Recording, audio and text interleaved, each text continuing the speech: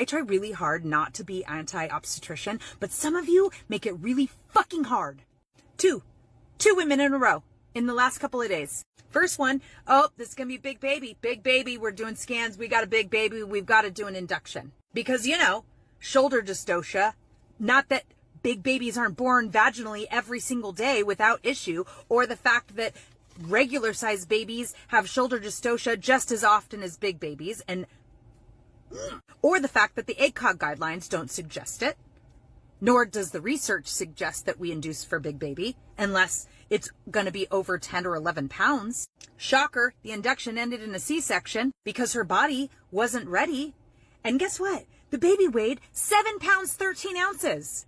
Next one, oh, it's a small baby. We're having a small baby. We're concerned. We're sending you every week to an MFM to measure. And even though the MFM is saying baby's growing, we still do an induction. Oh, at 37 weeks. Again, shocker, her Bishop score was 0. So of course her birth was going to end in a cesarean. That baby, 37 weeks, 5 pounds, 13 ounces. Completely normal and acceptable weight for that gestation. Neither one of these women wanted inductions, but they succumbed to this pressure and this fear that something awful was going to potentially happen to their baby.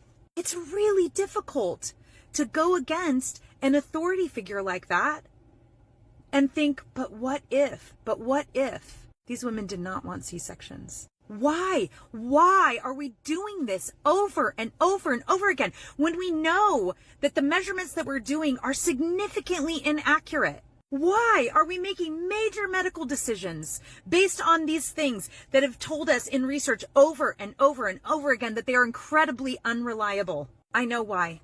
It's easier. Obstetricians have an incredibly difficult job, but this is bullshit. And if you're somebody who's pregnant, who's watching this, you have to arm yourself with information so that you can really make those decisions for yourself.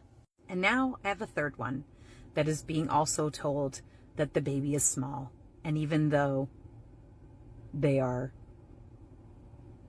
barely under this supposed number of percentile, barely, like 10th percentile is what they're asking for. She's 9.8.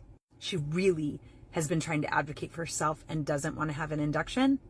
But today her provider said, yeah, we're going to still do the induction just to be safe. And all I can do is bite my tongue and be as supportive to her as possible, knowing that the outcome is probably going to be the same. And now all of these ladies will have a significant increased risk of dying with their next baby.